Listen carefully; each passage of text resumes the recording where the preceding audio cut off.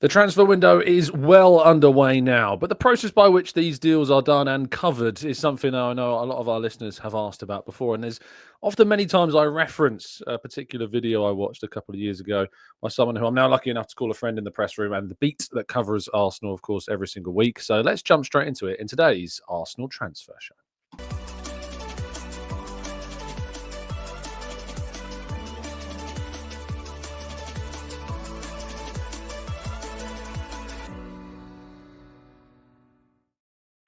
Hello and welcome to the Gooner Talk, back again with you guys and girls for another episode of what is our Arsenal Transfer Show. I'm very happy to be joined today by James McNicholas from The Athletic and, of course, from the Arscast Extra. How you doing, mate? You good, you well?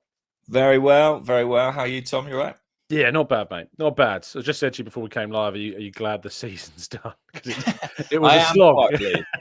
I am quite relieved. I mean, yeah, it was one that was hard on the heart.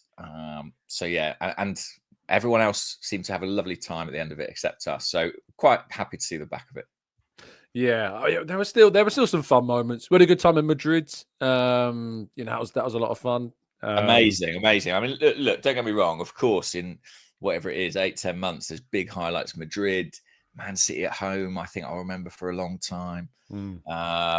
Any North London derby win is always a good one. Winning at White Hart Lane, So there were some great moments, and even the occasion against PSG was sort of pretty special. Unfortunately, it just didn't go our way.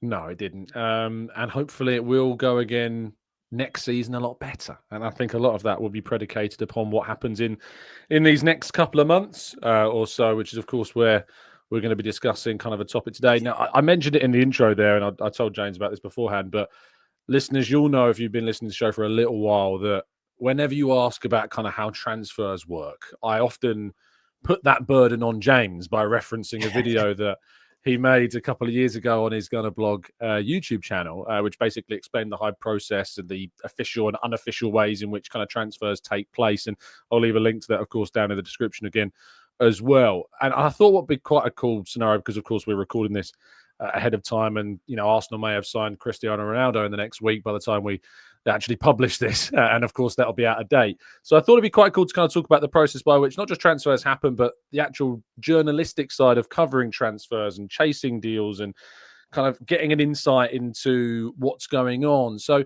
I'll kind of start, I guess, with an open question, James, and then that being, what's it like, the experience of breaking stories, chasing lines, and covering the chaos that is the window? It's quite addictive, I think. And you can see that if you look at the people who are the very best at it. Obviously, I work with David Ornstein, Fabrizio Romano, the big names who get story after story. I think the reason, obviously, they have excellent skills and attributes, but I think there's a buzz to it that keeps people coming back, and that race to be first, it is a bit of an adrenaline ride. Now, the other side of that is I think that it's an incredibly demanding role, and one that is quite stressful. I mean, the transfer window literally never sleeps, right?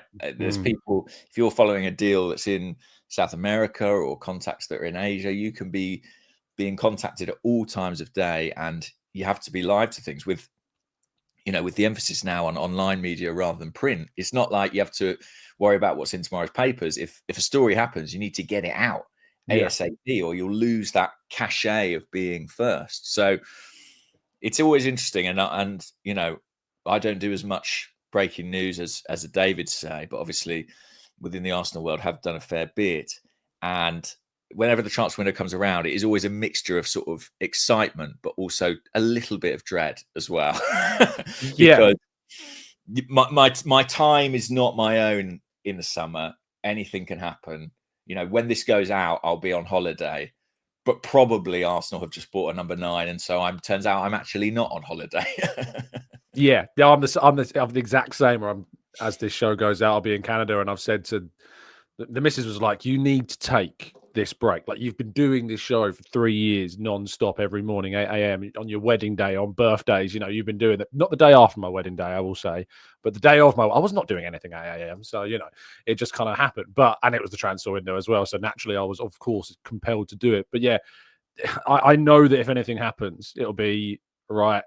I send a text, make a call, record a little clip, put something out, get your name stamped alongside your thoughts with what's going on.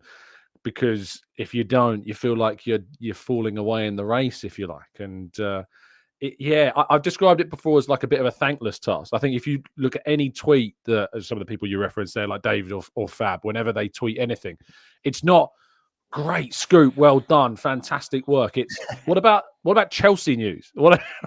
I know. And I think particularly for David with Arsenal, because, you know, when he was at the BBC, he had a big emphasis on Arsenal coverage. So I think Arsenal fans really think of him as sort of their guy, right? One of their own. So whenever he does a story for another club, and we know how online Arsenal fans are and how vocal they can be, I think they're probably all over his mentions. And it is interesting. I mean, you know, the phrase "don't shoot the messenger" sometimes comes to mind when you bring transfer news to people that they don't particularly like.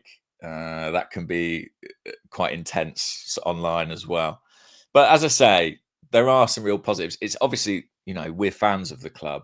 So being privy to these kinds of details and this kind of information is also just very exciting. You know, I don't want to downplay it and make it sound like, oh, it's a slog, because, you know, we got into this because we love football, and I always was fascinated by the market and transfers and the speculative aspect and wondering who my team might sign next season. So to be part of that now is really exciting. And I think when I joined The Athletic, because principally before that I'd done sort of fan content, really, you know, as a lot of people will know, I think they sort of thought, oh, we've got a kind of fan correspondent, but not necessarily someone who will have that degree of insight or contacts. And I think through working with David, really, and the rest of the team at The Athletic, but because he's so good on relationship building, sources, getting information, I think that's really helped me to develop that part of my skill set, even though I would never say, oh, I'm principally a news guy. And you know, they sure let me know that on social media. You'll never be David Ornstein, was a great reply the other day. And I wouldn't, your goal always, you know. No. I mean, I sort of like, David's incredible, but I don't think I could do what David does. Like, as I say, the level of dedication, commitment, 24-hour round the clock. I think you have to have a pretty special set of attributes to be able to do it at that level. And it's been amazing to sort of be working closely with someone who's like that. I think I like to do an element of new stuff, and if I can break a story, fantastic. But it's not sort of, for me, it's not the be all and the end all of the coverage, right? You know, there's a lot more in the course of a season that we can talk about. When you like publish a line, you know, and I'm only really noticing this from kind of being in this role for, you know, the second half of this season, and obviously doing some stuff prior to that as well with Kai Kanagas now, of course, with you guys at TIFO, with that connection to The Athletic, of course. That there is a real adrenaline rush about a transfer line when you break it, or when you do like an exclusive story. You know, I remember doing the thing about the kit launch, and they were going to wear it on the final day of the season and stuff. And, you know, still very, very young in the kind of this whole career side of things. The kind of stories that are broken are very far apart from me at the moment. But there's always still that nervousness that, even though I know that the information's sound, and I know I triple check this and I'm putting out, there's still there's the adrenaline that you're putting a story out, but there's also the fear that, you know, David might come along and be like, bullshit. Yeah, absolutely. Or that, you know, I remember doing a story about Arsenal being interested in a player. I can't remember who it was off the top of my head. I think it was about Gabriel Jesus being for sale potentially. It would have been last summer, just ahead of last summer. I think. And I think the same day Mikel had a press conference and somebody asked him about it, and he was like, it was April, I think, just, there was still about 8 weeks left in the season. And Mikel was just like, no, he's an important player for us, and sort of knocked it down. Yeah. As he would do. But obviously I was watching that being like, thanks, well, mate. That's me toast online for the next 48 hours. Do you know what I mean? Yeah. I just threw my phone in the toilet essentially and was like, I better not look at that. But and of course, Mikel was saying what he had to say, and I stand by the story. But you're right, like there can be a backlash or a fear of being sort of gazumped, or that. I mean, listen, we're talking. So it's the week of June. It's June 5th today. June 5th, yeah. And we've had all the stuff in the news about Martin Zubimendi and Real Madrid. Yeah. And I've been very strident and very emphatic about the idea that he's going to be an Arsenal player. And I'm still have that degree of certainty, but I can't lie. When I'm seeing these splash quotes about Real Madrid, my heart does sort of go, like I love Xabi Alonso. I love him so much. Yeah, I'm like, shh, please don't say that. But so there is always that fear, and especially because with transfers. So if you're following a process with a transfer, our process at The Athletic is that we have to have 2 independent sources, and that means sources that aren't connected. They can't be people. It can't be that one told the other and they've both told you. They have to have arrived at that information separately, and then after that, you have to offer a right of reply to the parties involved. Yeah. And obviously when you're going to a club, say Arsenal or any other club really, with a transfer story and saying, I'm going to write that you want to buy Joe Blogs. Yeah. A lot of clubs aren't going to really tell you if you're right or wrong. They might say, it's quite unlikely they'll go, yeah, that's right. We've bid 15 million. We want him to play right back, and we're actually going to sell the bloke we've currently got. That never happens, really. Yeah. Yeah. Like a more normal response is maybe they might say, well, you're on the right lines. Maybe if you're lucky. Quite often they'll just say no comment. And you're like, okay, I have to trust my sourcing and my information. But you're right. When you go live, if it is a no comment, there is always that nagging voice in the back of your head that's like, wow. Yeah. My favorite one is, I'm not guiding on this. I'm not guiding on this. Yeah. I'm not guiding on this, but you wouldn't be wrong if you wrote it. It's quite sort of, that's sort of convoluted. Yeah. So a lot of it's coded and a lot of it's, and sometimes, like sometimes your sourcing is so good or so thorough or so detailed. And obviously you can't reveal that to a club or to anybody else. Yep. But sometimes and sometimes you get pushback, and that gives you a quandary because you're like, but I'm sure that this is right. And that can be an interesting situation, because then, if you get guided in one direction, but you still publish, there's a lot of politics in the job. And I think the summer transfer window, I mean, there's a lot of politics in transfers, full stop. But I think in covering transfers too, there's definitely an element of that. There's weight, to it, because ultimately you're dealing with, like, these are still people's lives. Like, we think of them as names on a screen, and a computer game sometimes, like video games sometimes, I think, desensitize people. The sport in general desensitizes people to the fact that these are still people whose jobs, weirdly we're reporting on. It's strange. Have you ever been in a scenario where you opted not to drop something, and then, like, almost imminently after, it kind of broke? Is that, yeah. So, I mean, that happens all the time. So there's various scenarios under which that would happen. You might have been told something, but you might feel that your sourcing is not yet strong enough. So, like, for example, I spoke about wanting 2 sources. Sometimes you might get a single source who says, by the way, this is happening. And for love nor money, you can't find anyone to corroborate. And you're in that process. And then suddenly you see someone else has done it. I had one the other day, actually, with the Gabriel being close to signing a new contract, which is that Sami Mokbel of the BBC, who's a brilliant journalist, did a story about Gabriel.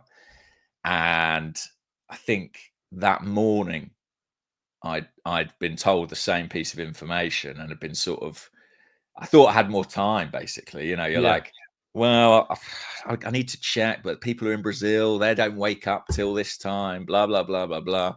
And then it's out and you're like, damn, you know? I mean, fair play to Sammy, but it's one of those where you're like, and actually, like, I think one way that sort of an audience or a reader might see that is if you see a story published by one journalist and then a very similar story very soon after, that can often mean that that journalist was either in the process of, you know, they had the same information, because it's not impossible that an agent comes out of a meeting, for example. This is not relevant to Gabriel, but in general, and they're like, oh, might want to get this info out about my client, my player. They might let a few people know, and then it's a bit of a race, isn't it? It's like, who can find the corroboration, who can go to the clubs in time, who can get the copy worded, you know. So there's definitely that sort of race element to it. And another case of where you might not publish is that someone might ask you to not. So a source, a source or someone you've got a relationship with might say, yeah, this is happening, but it's too sensitive at the moment, please don't write anything. They might even say, you know, when it's safe or when it's in a secure place, I'll give you the nod. That's not uncommon. But the thing about football is, like any industry, there's gossip. And I think a lot of people think with transfers that if you've got a transfer about Emile Smith-Rowe going to Fulham, if you've got a story about that, I think people often think, right, well, that journalist must have spoken to Emile Smith-Rowe, his agent, Fulham, or someone within Arsenal. But I think that that's not often the case. Like, you might make checks with those people, but the chances are that you found out because someone at Fulham told someone at Sheffield Wednesday, who told an agent in a meeting about a completely different player that they're also working on this. And then that agent is the person who says, you know what I heard the other day. So it's gossip. It proliferates through the industry and the community in different ways. It's not always as direct as people think, which is why when people say, oh, this has been leaked, they've pushed this out to sort of, you know, steer the narrative. I think that happens pretty rarely, honestly. I think in general, Chinese whispers. Yeah. And again, that's why you have to be careful. Because, you know, if something gets whispered enough, it can change and evolve, and you can end up with a version of the truth that's not quite the full truth. But yeah, I certainly, and sometimes in the job you have to do, sort of wary to say this because it sort of sounds, I guess it's not entirely ethical, but sometimes you have to not necessarily do a favor, but respect someone's privacy or the sensitivity of a certain piece of business at a certain time. And you hope that down the line that pays off because you become someone that can be trusted with that sort of information. I absolutely sense that. And in some of those cases, as I've known, you'll have that, and then you'll see someone else has heard it, but just run it anyway. And you're sitting there and you're thinking like, okay, I'm gonna be sensible about this and think, right, I've not put this out. I could have put this out and got a lot of credit for it, and you know, boosted you know, in a way how people view your credibility alongside kind of reporting lines or whatever. Go up a tier. Go up, yes, I'm probably like tier Z. I mean, is it letters or numbers these days? I don't know. I think it's numbers, isn't it? I think it's numbers. I think I'm double digits, I think, at this point in time. But yeah, you're right. And that's the thing. It can be.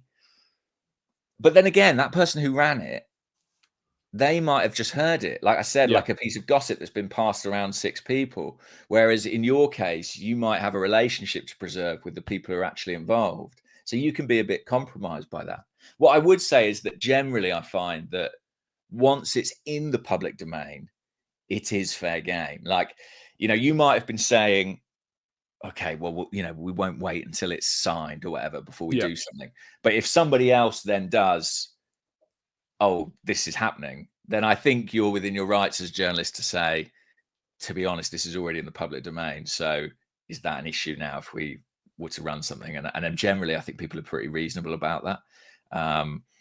But yeah, it is interesting. And there is such currency to being first. But something I've really learned or sort of come to learn, and I think something Athletic does well, is that being first is great, but being right is much more important. Yeah. I think I was talking about that on the show the other day. Like, there does feel this kind of desire and desperation to be first to a story, and I get that because obviously, as we both kind of already discussed, the feeling of when you have a bit of info and someone puts it out and you're like, if I'd have only just done it, just gone with my gut, and even though I've only maybe got it single source rather than double or triple source at the time, like, yeah, but it's so much better because as soon as you get something like glaringly wrong, like you could have like 20 things or more than that you've got right, the one that you get wrong is the one that like people will remember. Like I still remember, and this is no shade on Fabrizio Romano at all,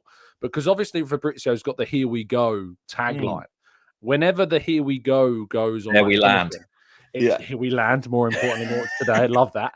And I remember the one that was like João Pedro to Newcastle, and it was like "Here we go," right? And it obviously ended up going to Brighton. I remember that loads of people for months were like replying, what about João Pedro? And like, because it's the one thing. I was when I used to be a teacher, I remember doing teacher training, and I was observing a lesson, and this teacher put like 5 sums on the board. One of them was wrong, and he just put them up there at the start of the lesson, and then just unrelated entirely to the lesson that was going on, and went on and did something else. And about 20 minutes into the lessons, one of the kids put their hands up and was like, "Sir, you've got that wrong." And he was like, "What's that?" He was like, "One of those sums you've done on the board, that's wrong." And he was like, "Oh, just one of them." He was like, "Yeah, that one's wrong." I was like, "So you've ignored all the 4 things I did right, and you've picked me up on the thing I got wrong. You've given me no praise for those 4 things I got right. You're picking me up on the thing that didn't get quite right." And I thought that was quite telling. Yeah, Yeah.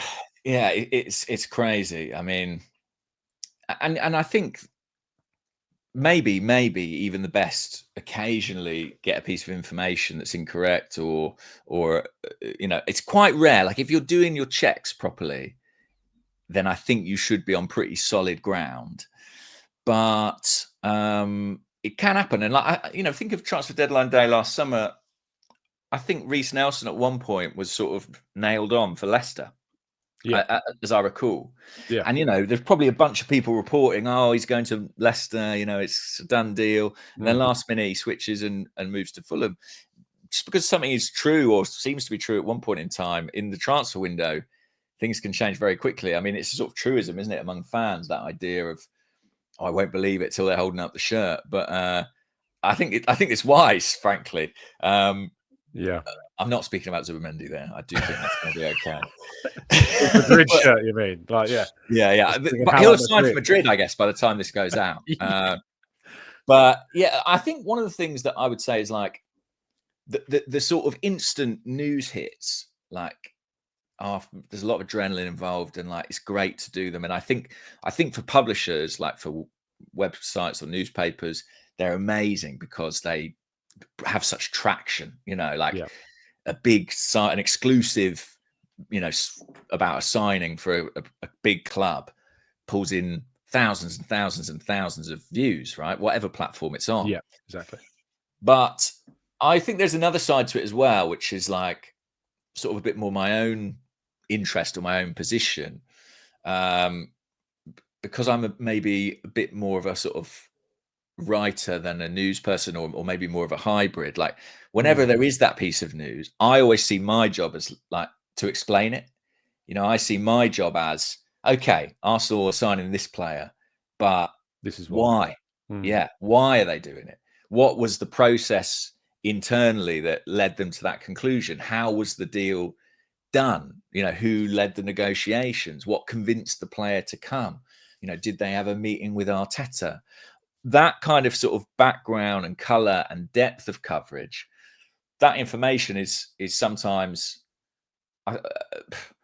sometimes it's hard to obtain, and I think adds It's like more a real, impressive in a way.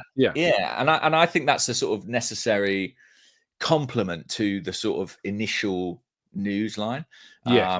So there's kind of two parts to that whole transfer window thing, you know, like, Yeah. and I think a good example of that, you put a tweet out yesterday, obviously on Wednesday, the 4th, because Dan Sheldon's obviously joining your coverage at The Athletic, and he did that piece kind of around what some agents and sporting directors are saying about Sesko and Gyökeres. And like, we all know Arsenal have got both of them on their shortlist, and at the time of recording, certainly the sense that I get is that Sesko feels like the preference. But like that insight from what people are saying more externally about both targets, for me, that's more insightful than the interest in itself. Exactly, yeah, and you know, it's a great piece. I mean, they're just opinions, but it's really fascinating to read what sort of proper football professionals think about that potential dilemma. But yeah, I always sort of start from the position of like, you know, I'm a fan, so whenever I see the club are doing this, the club are doing that, my question, certainly when I was sort of purely a supporter, would always be why. And so I find the kind of the strategy and the internal dynamics and the politics of the football club and football in general kind of fascinating, endlessly fascinating. The last thing I want to talk about before we wrap up was obviously this summer we're covering a club with a brand new sporting director. How, and we both met him in that rather entertaining first kind of meet in the press room. That was a lot of fun. And my question was kind of, have you, in the way in which you're kind of hearing and covering this the summer market, do you get the sense of a difference? Because I've got the sense of a change from when I feel like I was kind of chasing lines when Edu was kind of fronting things up. Because I get the sense that it's more holistic and it's more kind of broad in how Andrea does his work. And like, it feels as if he's talking to a lot of different people rather than it being more linear. Not to say it was one after the other with Edu, but it felt more, not blinkered's even the right term, but do you know what I mean? More kind of narrowed in its approach. Yeah. I mean, I wouldn't call it, what is it? Scattergun's not the right words, but let's say, I think he's got a lot of plate spinning. Seems to be my impression. And I mean, genuinely, he's been in the job a few months, and it's almost every day that I've heard, oh, he met this agent today, met that agent today. And sometimes these agents, you know, you look at who they represent, and it's like, well, they seemingly have no relevance to what Arsenal need to do this summer. But Andrea seems to be a guy, and this is purely my impression. I don't know him. I don't know him. I know Edu a little bit. I don't know Andrea at all. He seems to be somebody who just always wants information. Like, he wants to understand the market holistically, to use your word. He wants to understand all the permutations, all the options at Arsenal's disposal. And that makes sense, I think. And also, he's new in a job, so he has to get out there and shake a lot of hands and introduce himself and sit down with people. He's in a new country, in a new role. So that's inevitable. Of course, it makes a difference to how we cover it. I mean, there's going to be, I think, it's going to be a real difference this year. He'll conduct his business differently to how Edu did. It's not just Andrea as well. You know, James King is the director of football operations, I believe, sort of Richard Garlick's old job. So, you know, when Richard stepped up to be MD last summer, a lot of that work fell to Jason Ato supporting Edu. Jason's gone as well. So it's a big change in terms of sort of the recruitment department, how business will be done, how it'll be led. And I think it's a small team, really. You know, I think it's a real core at the highest level of Arsenal, the likes of Mikel Arteta, the likes of Andrea, Tim Lewis, who are working very closely on this. And my impression is, you know, again, we're speaking a week prior, but that Arsenal are happy to be linked with multiple number 9s. You know, it suits their agenda. If they commit to one, then potentially, or publicly commit to one, then potentially that player, that agent has them over a barrel. Right now, you know, that uncertainty, I think, probably suits them. And yeah, it is different for sure. And I'm really interested and excited for it for that reason. I think it's going to have a different flavor, probably a different rhythm to it in terms of how Andrea does things. And we're still learning about him, right? He's not someone I had great knowledge of before from his time in Spain. I did know of him, and I know people who've worked with him and people who speak very highly of him. But in terms of sort of covering him this closely, it's going to be different. And yeah, and also with it being such a big summer as well, like, it's fascinating. Yeah, it's massive. Oh, it could be a whole separate podcast talking about that. But like, yeah, it's I'm intrigued, and I was encouraged by his appointment, actually, that they didn't instead say promote internally with Jason and went for somebody with kind of more of an experience in this game, because there's been so many people that felt like they've been learning in this role at Arsenal, be that Arteta, be that Edu. You know, Vinay was a young guy, you know, in that role. Richard Garlick as well, and Josh Kroenke's an incredibly young co-chairman and effective de facto owner in a way, because obviously he's got so much more involved than Stan is. So having that experience of Andrea in there, I was excited by that. Definitely. I mean, you know, he's been doing this job for a long time, albeit in a different environment. But I also think he'll surely know that, rightly or wrongly, he sort of enters the summer with a lot of focus and pressure on him, potentially. You know, he's been brought here to help find the missing pieces in the jigsaw, and presumably to give the manager what he wants. And, you know, I'm sure you feel the same, but like, when you take the temperature of the Arsenal fans this summer, there are high expectations and high demand that Arsenal deliver, I think, particularly after January. So, and Andrea must be aware of that, and he'll want to make an impact, make his presence felt, you know, demonstrate that he is the man for the job. And the window is his opportunity. James, it's been an absolute pleasure to catch up. Debut, I think, on the channel. Andrew's been on a fair few times, so it's nice to complete the set, as they say. But thank you, James, for your time. Tell people where they can find you and what you're going to be up to. Yeah, we can find me at Gunnerblog everywhere, or on The Athletic. I have got a YouTube channel, as Tom mentioned. Hopefully I'll be doing some sort of transfer more content this summer if time permits. And yeah, I'm going out on pre-season tour with The Athletic, going to Singapore and Hong Kong. So maybe see some of you guys out there. But if not, follow me and I'll be able to tell you what's going on. Really rubbing in the tour attendance. I know. Sorry about that, mate. Sorry about that. We'll be thinking of you. Yeah, Rob Guest is going to have a great time out there for us, I'm sure. Just look after him. Although he's got a brand new haircut now, which is quite impressive, actually. He came into the office the other day with it, and I was like, okay, all right. So yeah, I'll see if it's maintained that for the tour. And that's the last thing I need on tour. People with impressive hair. That's going to make me feel terrible. I have to work with Mikel Arteta. It's bad enough as it is. The Lego head, as he's son. Amazing.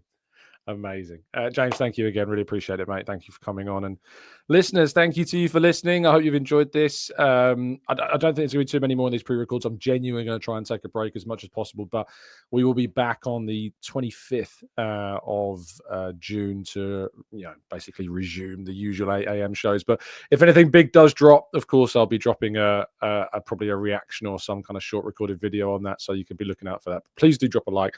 Please do subscribe, of course, to the channel as well. You can follow James on X at Gunnerblog. Blue Sky as well. Is it Blue Sky? Gunnerblog.bluesky? Yeah, Gunnerblog.something. Yeah, I'm there.